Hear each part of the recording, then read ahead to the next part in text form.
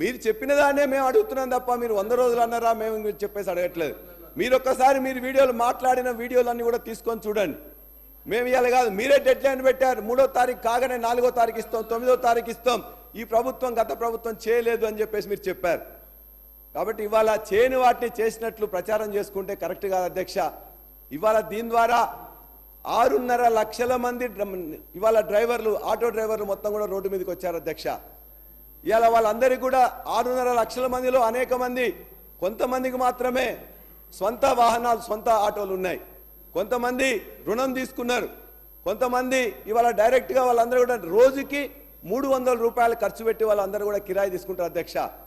ఇవాళ నిన్నటి వరకు 21 మంది ఆటో డ్రైవర్లు ఆత్మహత్య చేసుకున్నారు.